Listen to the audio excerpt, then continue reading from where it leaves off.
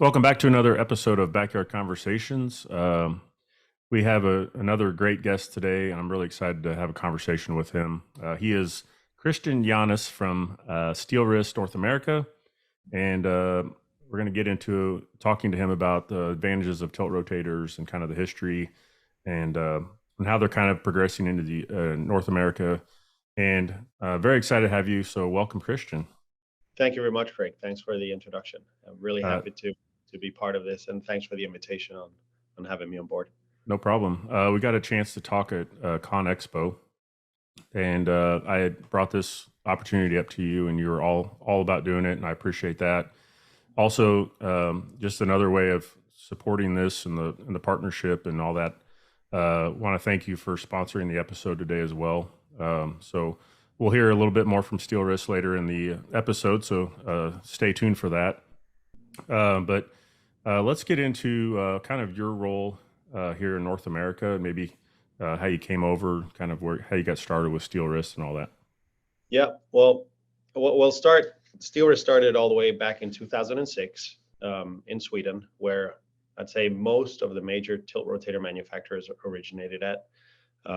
So I'd say there's 4 or 5 players that are the dominant ones in the market. They're all Swedish. There was no interest. There was zero interest when I started at Steelwrist. I started in 2006 when the company was founded. Nice. And then it was mostly predominantly the Nordic market. So we're talking Sweden, Denmark, Finland, Norway. And there was some interest by the Dutch. So the Netherlands was showing interest on the concept. And those were the countries that we focused on probably for the first 2-3 years. There wasn't any interest in North America for the following 10 years either. Wow. We were busy setting up the UK, France, Germany, kind of Central Europe. But it wasn't up until 2016, 17, I'd say, that we started getting the first requests for quotes from the North American market. And they were all predominantly from the Northeast. And that's Okay. kind of the reason why we ended up setting base headquarters for the North American entity here in Berlin, Connecticut. Okay. So then 2017, we did our launch was at Con Expo 2017, which was in March. That's the first time we showed our products in the North American market. It was a great show. We had a tiny little booth compared to what we had this year. It was probably 1/4 of the size. We had one little 18,000-pound machine cramped in a little corner and a tent. We didn't even have a little pop-up tent.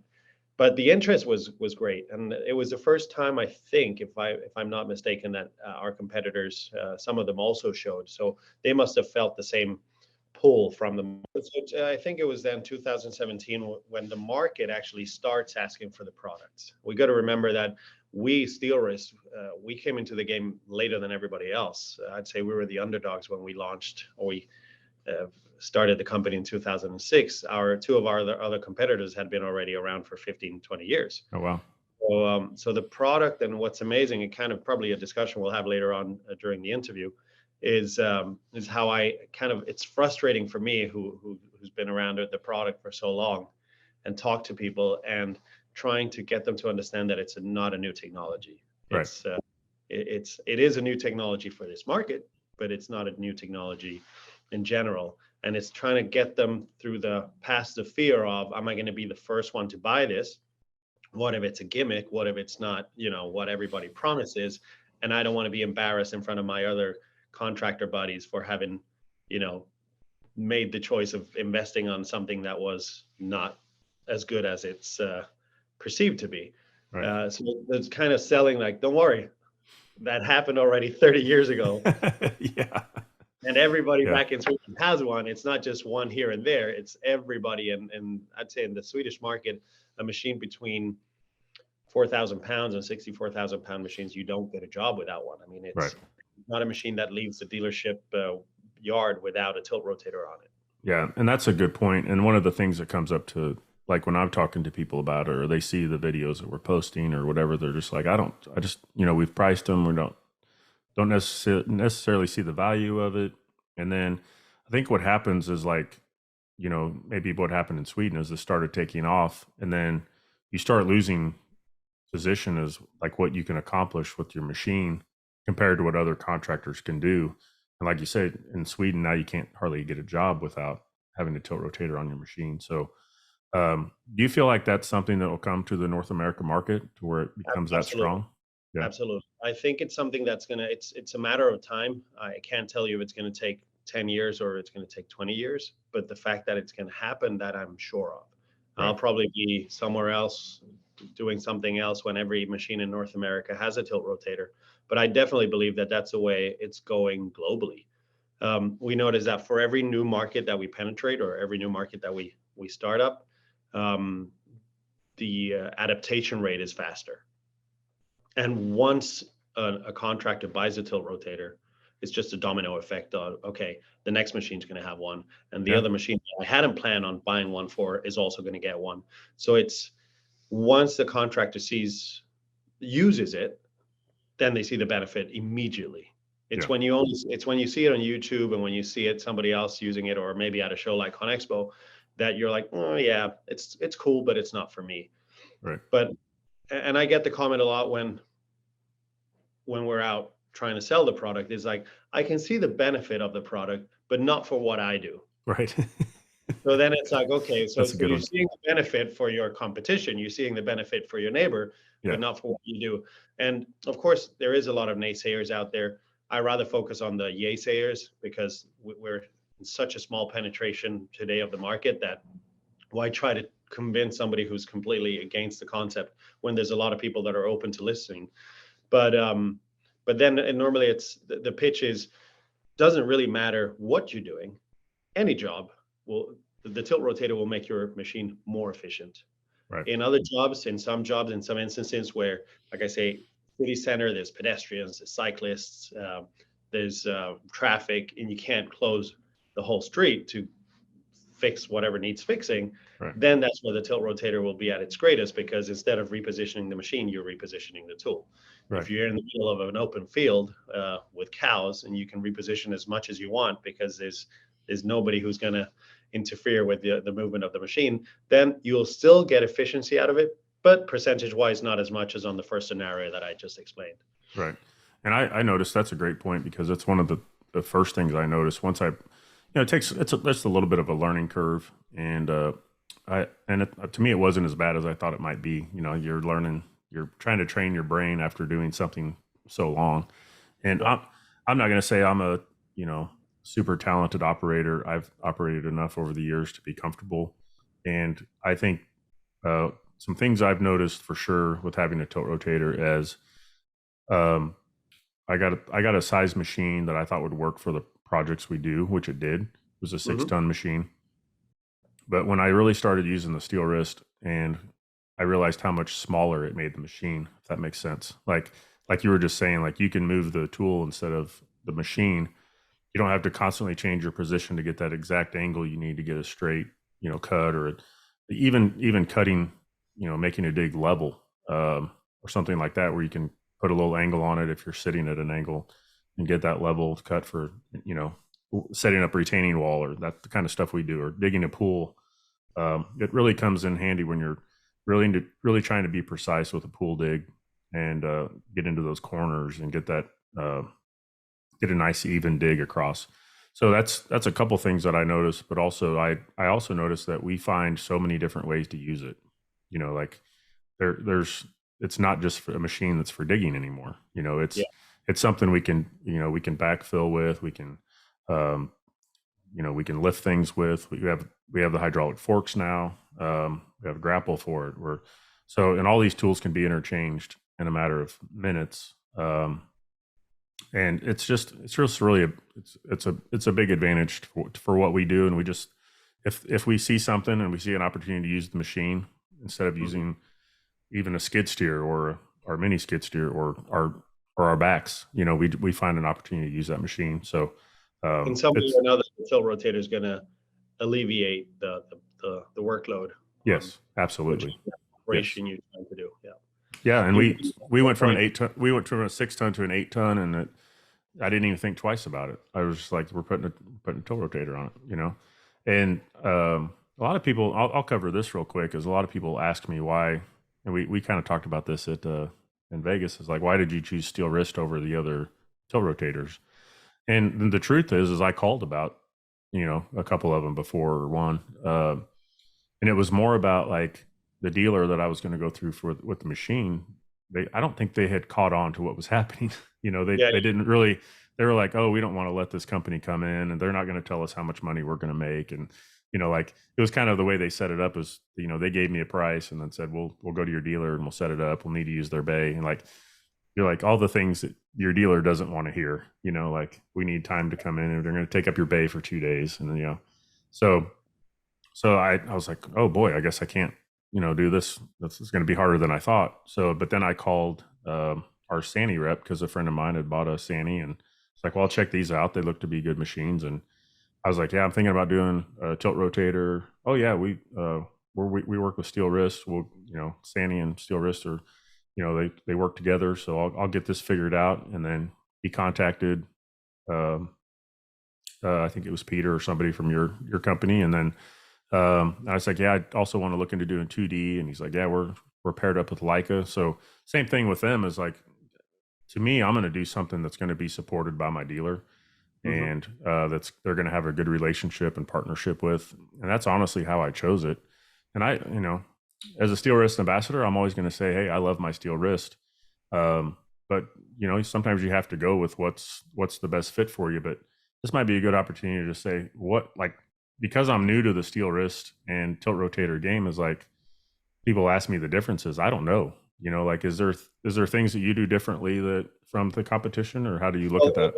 It's like any other excavator, right? So you brought up you're operating on a Sani. What makes a Sani different from a Yanmar, Kubota, Komatsu, Volvo, Caterpillar? Right. They all dig. Yep. Right. Yes. They all have an engine. They all have a pump. They all have a bucket, and they all dig. Yes. So it comes, of course. I would say the competition within the tilt rotator manufacturers is pretty much the same. Yeah. We all rotate 360 and we all tilt. Now we do tilt 45 degrees, and most other manufacturers tilt 45 degrees. Some tilt more, some tilt less. So there is a technical difference there. Yeah. But then we look at how is it built? What kind of steel are we using? What kind of cast are we using? How are we protecting our hoses? What's the building height? And that's something that a lot of people that you don't know what you don't know, right? Right. And people who have operated tilt rotators for many years, when they come out to a show and they're looking for what their next purchase, they already know what they like and what they don't like about their tilt rotator. And when they're looking at the new developments, they're looking at, okay, is this solving an issue that I've had previously? Right. One of the things that people don't know about is we're looking at the building height. The building height is the distance between the machine pin and the distance between the bucket pin. The more we prolong that distance, the less breakout force the machine is going to have. Okay.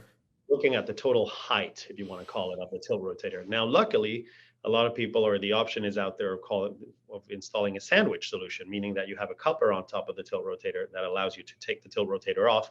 And now that distance or that height is not an issue, because in instances where you need the maximum breakout force or the maximum lifting capacity, then you can easily take away the steel wrist. So that's something that you want to look at, specifically if you're going on a direct fit, meaning that you're pinning on the tilt rotator at the end of the stick. Right. Because that will reduce the breakout force on your machine considerably. So that's that together with the weight. So we're adding a lot of weight at the end of the machine. We want to minimize that weight because we rather have you put a lot of dirt in that bucket versus carrying a lot of dead weight. Yeah, me too. So then we've opted to cast in steel, and that gives us the ability to put more steel or more material where we know that the dig forces are going to go into the structure and kind of make it a robust structure. But at the same time, there's a lot of places where we don't need a lot of steel, and we can make the mold thinner in those places so that we get a weight strength ratio. So it's a strong product, but it's not overweight.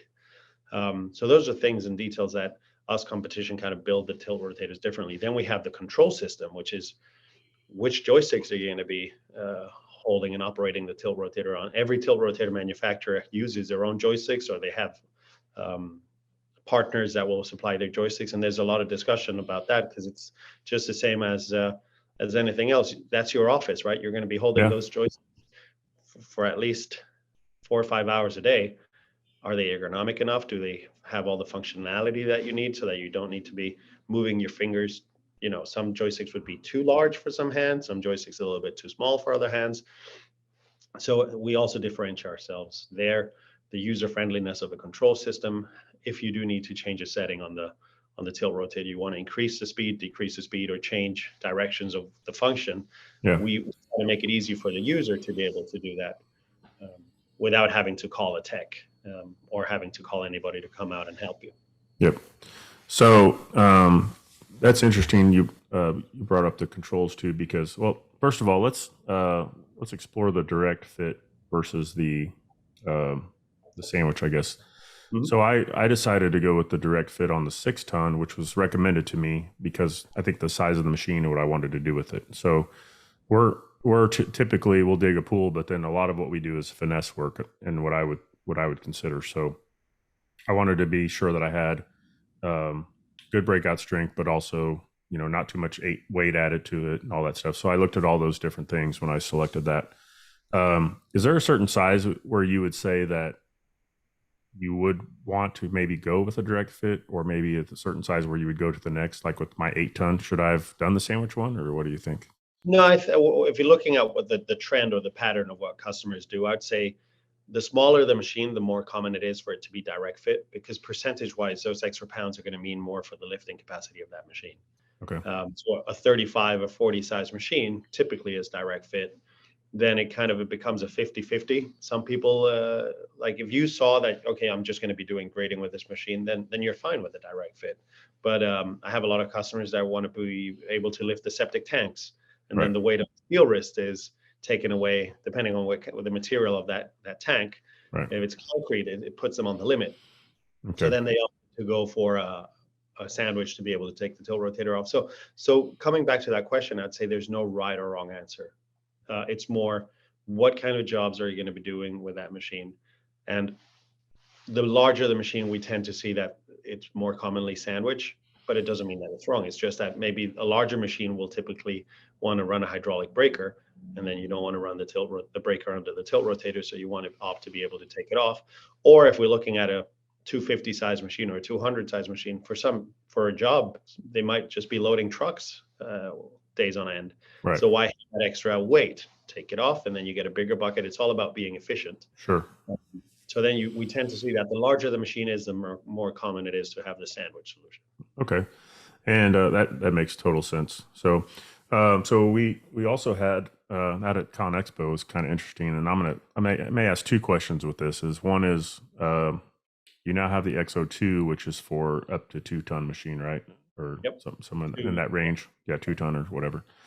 So this is a new offering, if I understand that correctly. And then I think one of the questions people had, when we were kind of showing, stories and different things from Con Expo, they were like, are they comfortable running that on an open cab? So what would you say to that as far as the controls and the electronics and things like that? So what I would say, that the actual computer that controls all the valves sits behind the seat or behind covers. So that one's protected.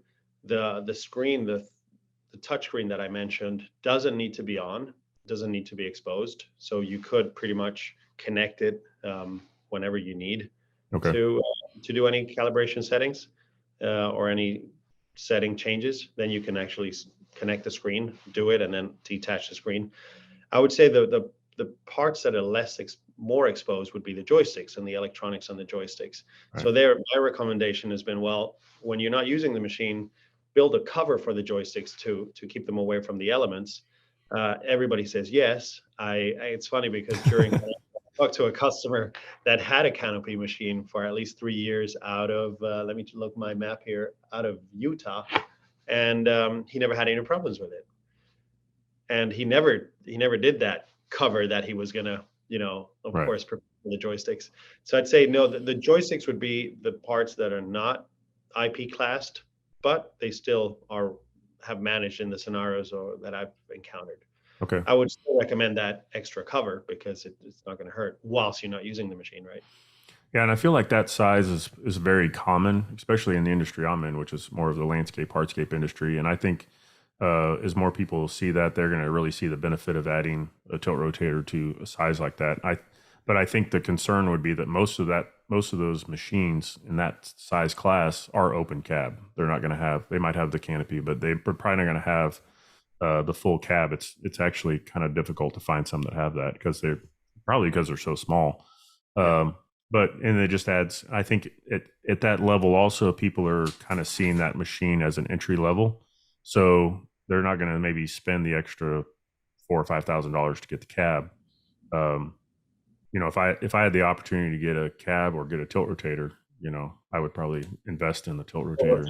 Yeah, because you're not going to be. I don't think you're going to be like those types of machines. I don't feel like you sit in those all day and work. Right. It seems like the larger machines where you're really doing a lot of earth moving that's when you're going to be in that machine a lot. So yeah, that's good information. I think that's going to be a great addition to your line. And honestly, I've been thinking about getting that size machine to kind of pair with ours. So I'm like, I guess I'll have to order it because like you said earlier, like I can't even like I demoed the 80 that size that we bought, the 8-ton, and I was like, where's the rollers? Where are the buttons? Like once you're used to having a tilt rotator, a machine without one just becomes pretty dull. Yeah. In my world, I came into the construction industry as I got my first job at Steelwrist. So I don't know machines without tilt rotators from prior. Yeah. But of course, we come into new markets where we might have a show, and then 3 machines have a tilt rotator, and then 4 machines don't. And you get on the machines to try them out, and it's like, what do I do with this machine? There's not much I can do. Just dig a straight hole. So I understand the feeling, and that's the reason why a lot of people would think we're mad by bringing out a tilt rotator for such a small machine. But the demand in the mature markets is massive, right? Because of that same problematic of I can't operate a machine without a tilt rotator because I've even forgotten how to reposition the machine anymore. Yeah, because they have them on every other machine. So yeah, demand for the X02, which we launched at ConExpo, has been high, and it caught me a little bit by surprise because we've sold quite a lot of them during the last few weeks. Which I thought like you say, it's a small machine. The price tag for a tilt rotator that size, it doesn't get much cheaper because the control systems that go on that machine is the same control systems that you'll install on a 200 size machine, right? So percentage wise, it gets more expensive to add a tilt rotator to a Mini than it does to a larger machine, but still it's been a great success. Yeah. And if you have that option, I've run those small machines some, and I'm just thinking about the opportunity to be able to flip your bucket around or to turn it sideways or do, just be at a little bit more of an angle, because you can get into such tight situations already with those. I think it's going to be it'll be a great. I see a massive opportunity for trail builders. There's a lot of, we've been getting phone calls before from trail builders. We do have tilt couplers, or the TCX, which is a small tilt coupler, and that's been a very popular product for trail builders. Now that we have the tilt rotator for that size machine, I think it's going to be a game changer. Yeah. Yep. So along those lines, let's talk about some of the other product offerings you have, or like work tools that you would say are most popular, or what kind of things can you offer as part of the the tilt rotator that comes with that? The standard set would be the grade bucket, which has a very peculiar shape. I define it the grading bucket with a tilt rotator profile, where the back of the bucket has been tapered so that you don't hit grade rotating. Very long bottom. What sticks out about that one, if we want to become educational, no bolt-on cutting edge, right? And a lot of people say, well, you guys have any bolt-on cutting edges on your buckets? I gotta have it, right? Because that's what you're used to. I've got to have a thumb. I have a bolt-on cutting edge because that's what I've done it. That's how I've done it for the last 25 years. The reason for not having a bolt-on cutting edge is when you grade with a no tilt rotator, you're always kind of grading towards the machine. Right. And that cutting edge is going to always get the same wear on the edge. When you're grading with a tilt rotator, now you start grading with the backside of the bucket. Okay. Yeah. I don't know if you've seen yourself when you're rotating and I turn it around and drag it toward. Yeah, exactly. Now, drag the bucket. The backside of the bucket is facing the cab, and you're actually grading that way as well. So that bolt-on cutting edge is going to create a lip that is not going to give you that finish that you're looking for. So that's why we opted out to not go with a bolt-on cutting edge, for example. Instead, we go on up to a very high quality steel. So we use Weldux Hardox 500. So that sure, you don't need to, you're going to have to replace it eventually, but hopefully by making it such a high quality steel, it's going to be a few years before you need to cut and weld a new plate on. Right. Okay. So would you be able to then replace the plate or the cutting edge and not the? Absolutely. Okay. Yeah. Not the whole You bucket. don't Okay. replace the whole bucket, you just replace the cutting edge, but it requires some cutting and welding. Okay. Yeah. Then the great dig bucket with teeth would be the norm. And what we Europeans, if you're on the internet or on YouTube on our website, you normally probably see it as a cable bucket, which is essentially a trench bucket. Right. We call it cable buckets because we put a lot of our power lines go under, and Yep. cable and fiber and everything goes underground. So it's a very narrow bucket with a banana shape. And the beauty of that banana shape is if you do find a utility, you can start scooping material from under the utility, given that the bucket sticks out so much. Right. That would be the starting setup. Pallet forks, I would say, are a good tool to have. It saves you from bringing a skid steer to a job site in some instances. If you're bringing the skid steer just to unload a truck, Right. sure, if you can bring the skid steer with a bucket to move dirt around, fair enough. But if you're just bringing the skid steer to a job site with the forks to unload and move stuff around, you can now do that with the excavator itself. Yep. The grading beam is very popular in North America, more than it is in Europe, actually. Yeah. Really. And, yeah, but on the opposite side, we have an asphalt cutter, which looks like a pizza slicer, an oversized pizza slicer that goes on the excavator. And that is a must in Scandinavia, but we barely sell them here in North America. So, I mean, it's every market has its own different trend. Yep.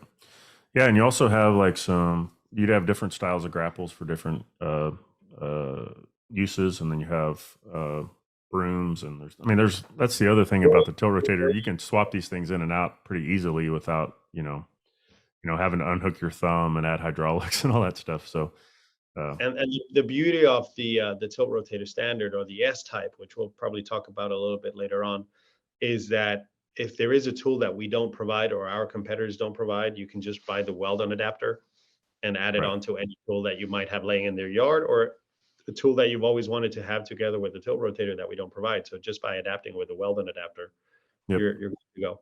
An example of that, we don't do flail mowers, we don't do mulchers, but we sell to plenty of companies that do that kind of work, and then we provide the weld-on adapter and they adapt the tool to the tilt rotator. Yep. And I've purchased a few of the weld-on adapters. We've made some different things like booms and things to set our pavers with, and we actually had a grade beam designed. It's a little bit wider, and so like there's different things that we've utilized for that. And one other thing that I've been really excited about, and we kind of talked about this at the Con Expo too, was like I when I went up to the 8-ton machine, I actually waited a little bit longer because of the SQ system. So can you explain that? Kind of what that is, and what's involved in that, and it's kind of just opened up to the 8-ton size and kind of how it's progressing in the industry. Absolutely. So we have two lines, if you want to call it, the S and the SQ. And the difference between them is with the SQ, you get we call it fully automatic quick coupler. By meaning fully automatic, it means that as the quick coupler wedges to the tool, if the tool is hydraulic, then the hydraulics will also connect. We've had that technology for the larger units, so the SQ60 and up. But it was recently that we started selling the SQ50, which, as you correctly mentioned, is for the 8-class ton machine. So that's been super popular. A lot of people have been waiting for the SQ50, and now that the SQ50 is available, guess what? Everybody's asking for the SQ40, which of course we're working on. I think I mentioned this to you at Connex. Yeah. The SQ40 is we're working on its high priority, because we complete the portfolio of having the SQ throughout pretty much all our tilt rotators. It is, once again, like what I was describing earlier, Craig, on direct fit versus sandwich.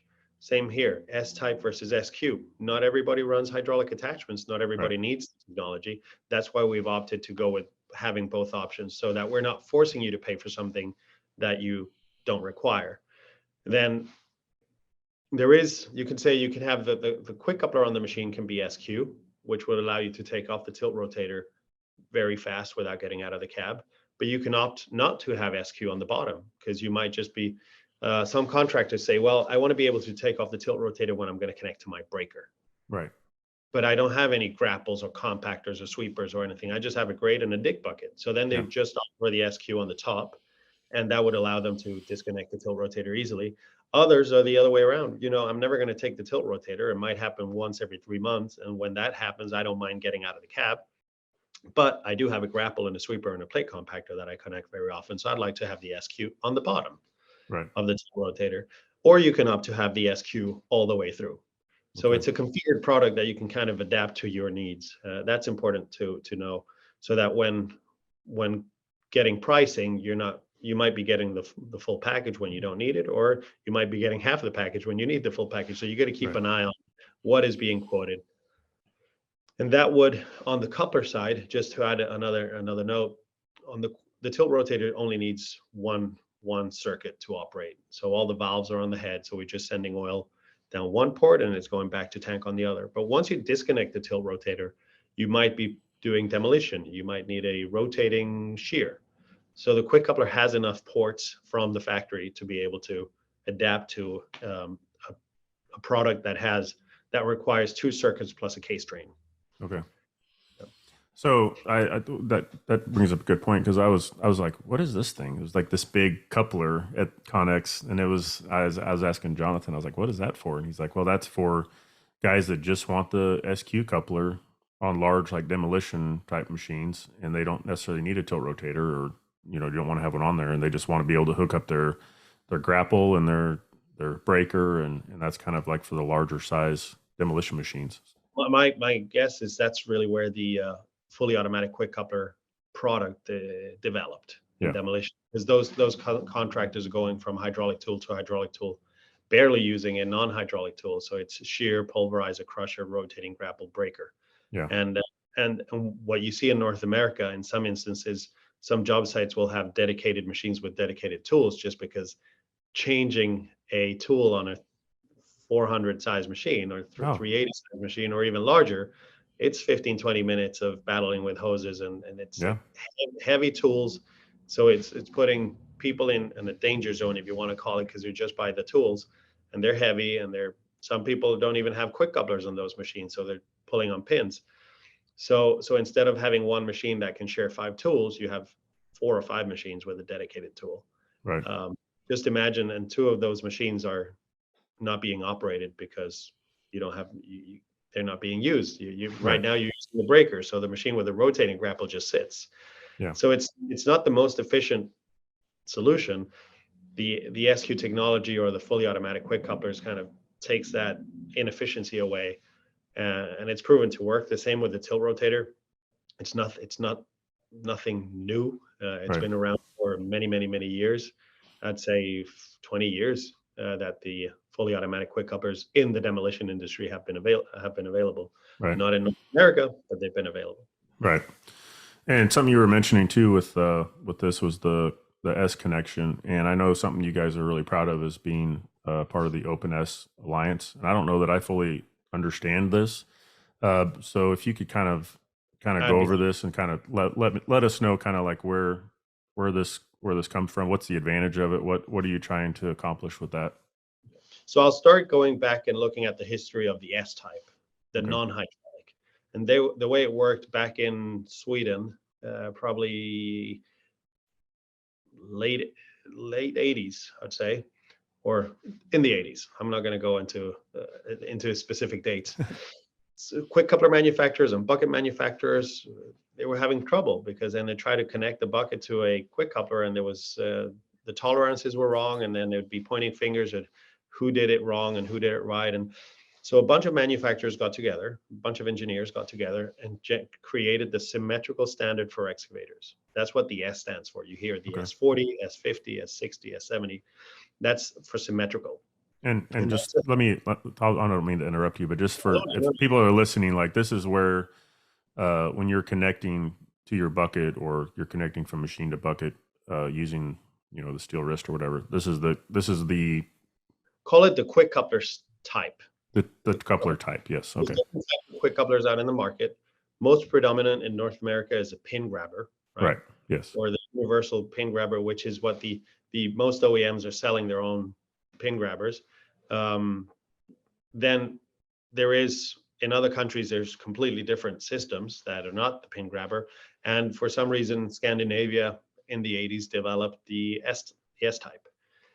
Now, of course, having all tilt rotator manufacturers coming from the Scandinavian region, we all work with the S-type. Right. So that we do the same. It doesn't matter if you buy my product or you buy a competitive product. There's probably going to be compatibility between the tools because we all work with the S40, S50, S60, and S70. Right. So then that's an open standard. The measurements of the brackets and the measurements and tolerances of the standard are on our website. So there's no patent, nobody owns it. It's a completely open standard that anybody can adapt to. So what happens then? Everybody's selling the S-type, and it's interesting because every manufacturer of every machine and every size in Scandinavia uses the S-type, meaning that you can go buy a bucket anywhere, you know it's going to fit. Right. It's not, but that bucket's from your cat. It won't fit with my Volvo because you got 65 millimeter pins and mine's a 70 millimeter pins, and the spread is different. Right. That's pretty much what the S-type eliminates. The S60 is always 60 millimeter pins at the same distance from each other, at the same width from each other. Doesn't matter if it sits on a Cat 315 or a Volvo 140. The original pins on the machine is going to differ. That doesn't change it, but everything under becomes the same. Okay. Of course, it makes a lot of sense because it standardizes the industry in a way. Right. Fast forward at least 20 years or even more, 30 years, and now we're starting to see that the fully automatic quick couplers are becoming a thing. Right. So there is Oil Quick does their solution, and then Encon came out with their own solution. It's the EC Oil, and we came out with our SQ.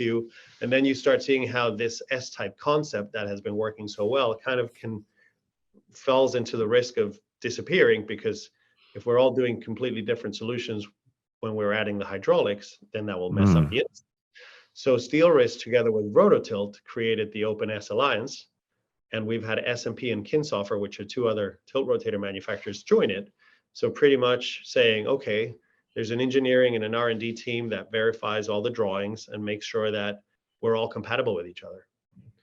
So you can buy a Steelwrist tilt rotator and go buy a grapple from any of the other members of the Open S and be assured that that will pick up to your tilt rotator no problem, because they're part of the Open S Alliance.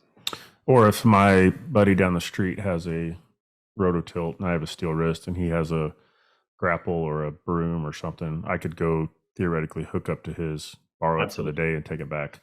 Absolutely. So that's the idea with the Open S, and the background of it is we don't want to we want to create the USB of the industry, and have a universal connection that everybody can kind of, instead of cornering the customer into a manufacturer. Oh, you bought a Steelwrist, you don't like it, but now you're stuck. Or you bought X and now you're stuck. It gives the end user the option of going somewhere else for attachments that might be more suitable for the job they're doing. Okay. So that means the oil connection and the electronic connection that's built into the plate. The oil connection, the electronic connection. Okay. The oil connection. So the Open S handles the oil connection as of today, but it's also guiding which oil connection, where should the rotation circuit be installed, where should the open and close circuit be installed, so that if you're grabbing a demolition tool with my coupler or a competitive coupler, the functionality doesn't change. Right. So we're pretty much defining which circuit connects to which port. Wow, that's very interesting, and I guess I thought it was more about the coupler itself, but it's interesting that it's more about the oil connection, because that's pretty interesting. Because if you were to go, like, say this kind of takes, and maybe this is where this is coming from too with Sweden and stuff, but like in America, if this really takes on and you start seeing more like rental yards have connections for, like a breaker or these kind of things that would be hydraulic, but you say, hey, I have the Steelwrist, like you can't hook up to it or whatever, like that would be I could see this being a big advantage in the future, to be able to go even rent work tools or attachments that would fit onto the machine. Absolutely, because then if you say it's an Open S, then you know that the tolerances and the distances are all being respected by that bracket that's on that tool. Right. Whether it's manufactured by Steelwrist or somebody else, if it's Open S, it should fit, or it will fit. Interesting. Well, I appreciate you kind of clearing that up. Um, so what do you see like kind of going from that is like we kind of talked about this a little bit, but like we're you kind of talked about the history and coming to America. Where do you see like the tilt rotator like market now, and where I don't know how you can how you can gauge it. Maybe it's overall or just with your company or but also then how do you see this progressing in the near like the next 5 years or 10 years? Overall, my estimate, and I think I'm pretty close there, is that only 2% of the North American market is adapting their machines with tilt rotators today. Wow. So there's a lot So of opportunity.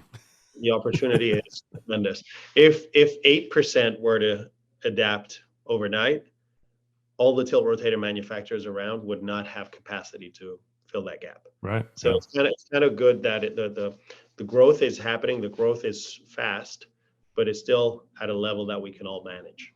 Right. So shows like ConExpo, the Utility Expo, the NDA that we were part of, which is the National Demolition Association live demo that they put 2 weeks before Connex in Phoenix. They happen yearly. These shows are kind of exposing contractors to the product. I think we're coming to a tipping point where ConExpo, you cannot visit ConExpo and not realize or leave without saying that you haven't seen a tilt rotator, you don't know what it is anymore.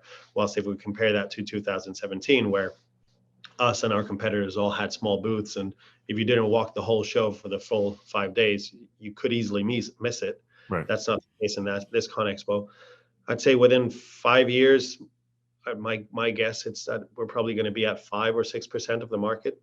And now we got to remember, Craig, that that's of when you estimate the market, that's machines being sold this year. Right. Say that North America sells 70,000 machines a year. And we sell tilt rotators in 2% of those. Wow. Yeah. But what happened to the 70,000 that were sold last year? Those machines are still relatively new, and they could still add a tilt rotator to it. So now you have a market of 140,000 machines with 4% having tilt rotators. And you can probably look back 3-4 years, and I have customers that I met at ConExpo now that's like, I got a machine from 2014. Can I put a tilt rotator on it? Absolutely, not a problem. Yeah. You can always move the tilt rotator forward to the next machine if you're going to if you keep it in the same weight class. So the market potential is tremendous. What I also see happening within the next 5 years is that the OEMs, the original equipment manufacturers, so the manufacturers of equipment are opening their eyes and partnering up with different tilt rotator manufacturers to offer this solution from factory. Because what's the bottleneck on the progress is the 2 days of install that you were mentioning earlier. Not only are the people or the techs out of the different dealerships not trained for that, and it takes a lot of time to get them up to speed on how to install a tilt rotator, but it's also 2 days gone to waste where they could actually be out on the field fixing machines that are broken versus working on something that's coming straight out of the factory line. So within the next 5 years, I'd see the trend of OEMs getting more involved with the tilt rotator manufacturers and being able to offer the tilt rotator as an option, so that when you go buy your next Sony machine, you say, oh yeah, I want the extra counterweight. Oh yeah, I'd like to have a steel wrist assembled into it. And it all comes turnkey pretty much from factory. And that was a couple of points there is one, I was going to ask, can you retrofit an older machine? Is there like a year where that cuts off where like maybe the electronics don't line up, or is it something that can all be? Has to do more with how the machine is built, hydraulically and electronically. But I mean, given that we started putting tilt rotators in 2006 and we could do it, I'd say I'm confident to say any machine from 2000 forward we can manage. The only thing the machine requires is a high flow circuit. So it's a Hamilton. Okay. Now, a lot of machines in North America, depending where they have been sold, they don't even have that, and then you're struggling because you're adding the cost of putting a hydraulic circuit to a machine. Okay. But if the machine has a hydraulic circuit which is servo steered, easily installed. Okay, and then also like you were mentioning, so I think with I bought my setup from State Tractor here in Kansas City, and I think I was one of the first. I might have been the first one they had done with the tilt rotator. I don't remember exactly, but for sure tilt rotator and the 2D dig assist. Yep. And then we had another contractor in the area that saw my setup, and he went basically bought the same setup. And then I moved up to the 80, and went back to them for the same, got the same machine and all that. And so when he ordered mine, he ordered two of them. He ordered the exact same setup I ordered, and he put it on a machine in stock, which is a pretty bold move for him. But it was about the time that they had a, like a farm show coming up, locally. So they took that thing down there and showed it. And I think that's, I mean, that's, to me, that's being proactive, for them, because it's an opportunity to not just say, hey, we have a guy that has one of these, maybe We, I could, yeah, yeah. we have one. Yeah. So I think that's really, really It cool. was a very smart move, because something that I can easily see on the trend of our dealers is those dealers who equip demo machines where they can actually have people sit on them and try it and spin the bucket and, have it for a few hours or have it for 2-3 days, and then we'll come back and see what you think. Those dealers are outselling everybody else. Yeah. It's very difficult to sell, unfortunately, a tilt rotator through a product brochure, Right. a catalog. It helps to show some YouTube videos. Sure, it does help a little bit to enlighten the people, but it's not until you sit on the excavator with the tilt Absolutely. Yeah. that you see that light bulb turn on.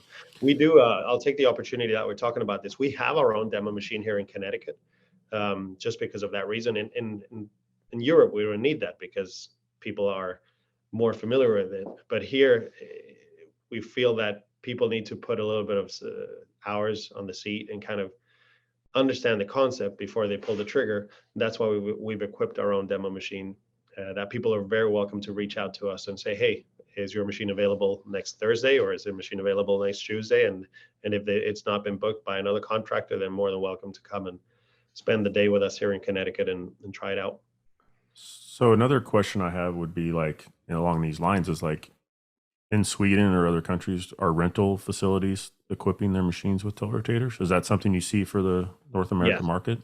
They are now. That will be the last segment of the industry to adapt to tilt rotators. They do now in Sweden, but the concept's been around for 30 plus years. But you kind of need to know how to run it to be familiar with Yeah, it. Like, I would say there's two things. It's the same with the rental cars. You try to make a car as basic as possible so that there's at least the least cost towards the highest return of renting it out, right? Right. And at the same time, it's a 2-week, I'd estimate for a 2-week learning curve.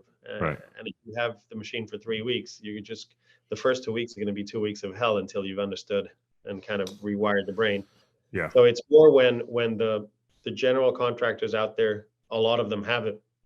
Or I've seen in North America where it's a long-term rental. So they're renting for 5-6 months, and then they're demanding the dealer to add a tilt rotator to it. But on the rental fleets that are just going to be lying around in the country, I don't see that happening for many years. It's going to take a while, considering that we're at 2% of the market today. Sure. And then wrapping up here, because I know I've taken quite a bit of your time, but I've been thinking about this, and just we're in the process of looking to hire. Okay. Mm-hmm. And it's not necessarily a position that we have to have, but it's more of a, I'm pretty passionate about the industry I'm in, and I'm pretty passionate about, equipping others to carry on the industry when I'm done. Because I'm approaching my mid 40s, and I think what prompted me to buy the tilt rotator was this. I've always had back problems and knee problems, and we're just trying to make things more efficient. We're making them easier. We're taking a bigger machine that we wouldn't necessarily take to a project typically, and we're making it work because we have the cable bucket where we can dig smaller trenches, and we have the grading bucket where we can dig digger holes and move a lot of dirt. And we can, even by using the blade on our excavator, we can do a lot of work that we would typically do with a skid steer with one machine. Mm-hmm. And so where I'm getting at is like, what I want to do is find younger people that we can kind of bring into our business and train and give them an opportunity to learn a trade. And not only are we saying that this trade is, for me back in, when I started doing construction type work when I was 15, I was carrying bags of concrete on my shoulders, and I was, doing all the hard labor, and they're like, oh, this is a young kid, make him do all the hard stuff. Like, I've tried in my company to kind of take the hard work out as much as possible. Occasionally we have to do some things we just can't get a machine to.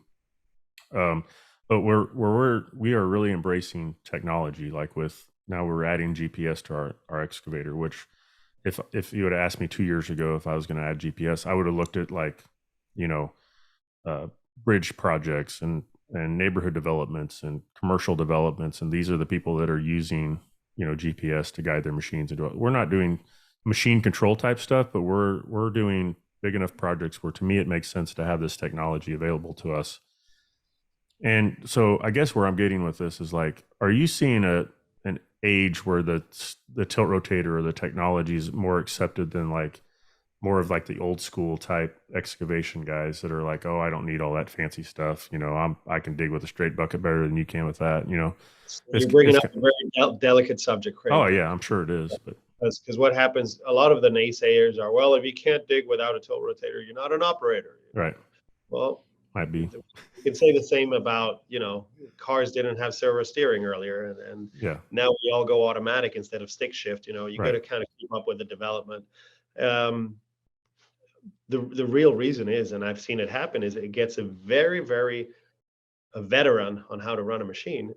And for those 2 weeks, again, you're making him a rookie. And yeah, that puts him in a very uncomfortable situation where he was the king of the jungle amongst his peers. And now suddenly he's at the same level. He's at zero level, right, where normally the younger kids that are used to the PlayStation and the Xboxes and all these different consoles are probably going to grasp the technology much sooner. right, It's not always a case, but that's the fear they have, and that's why there's like, you don't need that. I can do it without it. I can grade better with eyeballing it. right, Yeah, yeah, maybe once, but not that consistency of doing it on every job site and always getting it right. yeah, So the fear of technology, of course, slows us down. I think the North American market, and not only the North American market, but a lot of markets around the world are suffering of not getting enough people into the trades, right, whether it's carpentry or plumbing, electricians, and definitely construction.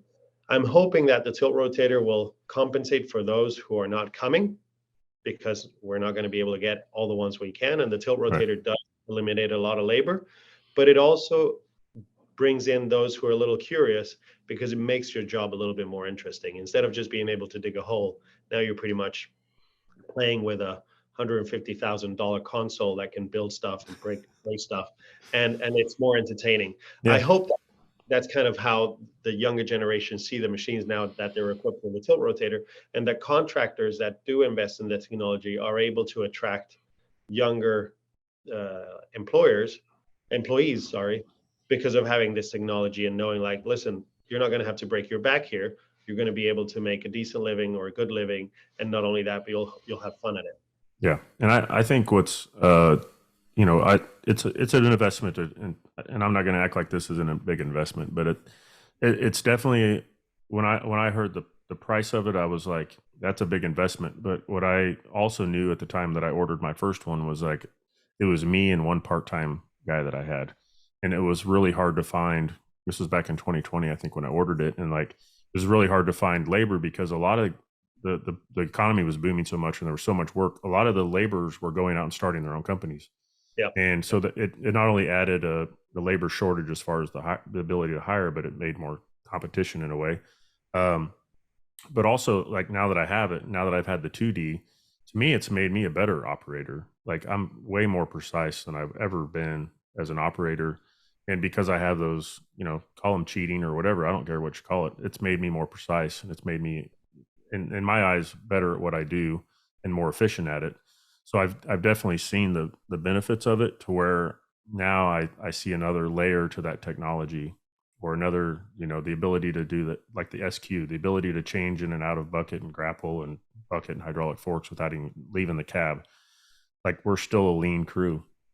And I feel like these things, anything that we can do to become more efficient, but then if we do end up hiring 5, 10 people, like, it makes us all more efficient. It's just not the one person. It makes us safer because we don't have people in the hole, or we don't have people digging around the excavator or in the hole, you know, trying to reach those places we can't get. We're able to do the majority of what we have to do because we have a tilt rotator, and because we have, you know, technology for digging, assisted digging and things like that. So we're just looking for ways to be not only more productive, but then also show maybe this younger generation that construction isn't really what it used to be. You know, there's some really exciting things that are happening in the industry, and I want to be a part of it, and pushing that forward. I like the fact you said, just the way you approached the question, you saw this as an investment and not as a cost. Right. 2 points. First of all, it's an investment, and once you do an investment, hopefully you're looking for a return on investment. And I think you could agree with me that the return on the investment is much quicker than you expected when you bought Absolutely. the product. And then also it brings it back to, if you saw, you were at ConExpo and you saw our show, we try to demonstrate a real life scenario where you're actually digging a manhole, you're not moving the machine at all. You're able to do a full, let's say, legit project in a 15-minute period versus pouring champagne or opening a beer bottle, which you can do, but it's the point that we're trying to get across there. It's not a toy. It's actually a tool that will increase your efficiency, make you more effective, and hopefully make you more money in less time. Right. Versus a gimmick or a toy or something that it's just a lot of fun. So that was a good point that you brought up. I think it takes a $80,000-$100,000 machine from just being a digging machine to doing multiple different things that you would never even think of using an excavator for. And I think that's another addition to the investment and the return on the investment. So absolutely. Yeah, it's good. So let's say somebody is interested and they've listened to this and they want to reach out to Steelwrist. What's the best way to get more information or get kind of connected with you or a dealer? I would say that the easiest way would be to go to our website, www.steelwrist.com. Hopefully land in the US portal, because we have a lot of different countries. Yeah. And then go to contacts, where you'll find our salesmen, and try to reach out to any of the territory managers that we have. And they will help the process of, who's your dealer? Let us get the dealer quoted. Let us plan for the installation. So they'll hold your hand all the way through the process, whether it's for installation, it's for quotes, for installing it. I'd say the best way is to reach out to us if your dealer is not reacting, because let's be honest, it's a new product. Most of the dealer salesmen out there, they haven't been hired to sell Steelwrist or Tiltrotators. They've been hired to sell machines. Right. So many times, if they could just sell the machine without a bucket, they would, because that's well, this is an opportunity for them. So then when dealers call out, when customers or potential customers call us, we kind of do all the legwork and kind of bring in the dealer at the latest stage, when the customers decide, okay, let's do it, and I'm going to put it on my new Sani, I'm going to put it on my new Kubota, I'm going to put it on my new Volvo, right. Just to make sure that the quoting and what they need is right. And we will take the conversation with the dealer or the sales rep that you work on, make sure that the machine has the right hydraulics, and make sure that the machine is the right piping and so on, so that there's because we're not expecting the contractor to be an expert on the machine. So we'll take that conversation directly with the dealer and make sure that the package we're offering is right for that machine. Great. And then do you also have the Facebook and Instagram, and the good follows of Steelwrist North America or Steelwrist Official?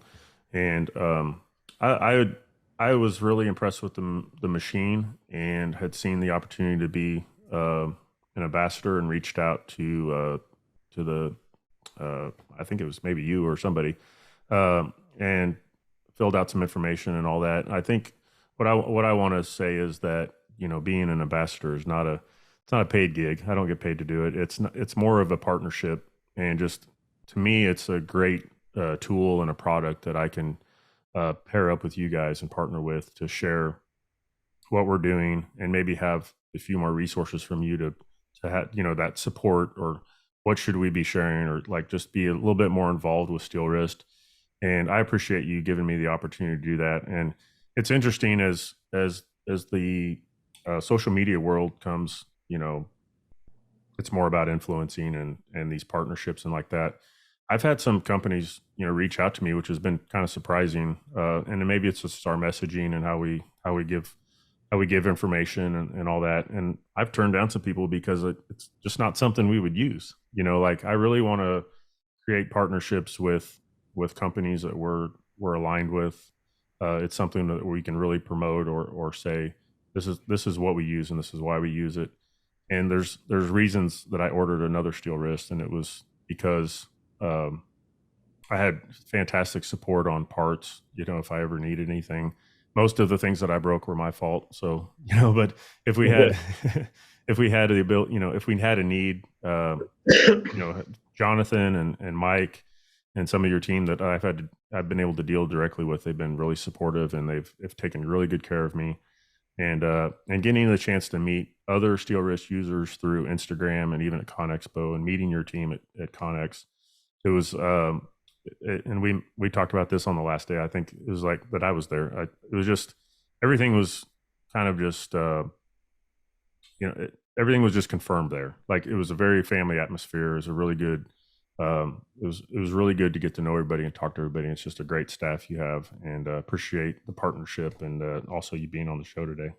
Well, of course, thank you, Craig, for having me on the show. Thank you for believing in our product and helping us promote the tilt rotator concept and preaching the same preach that we preach every day. Excellent. Well, thanks again, and I appreciate your time. And if anybody wants to go check out Steelwrist, steelwrist.com, check out what they have to offer. They have a really cool website with all the different tools and all that. And appreciate, again, Christian, thank you for being on and for sponsoring today's episode and for partnering with me as a contractor. And look forward to seeing you again soon. Thank you. See you soon. Thanks a lot, Craig.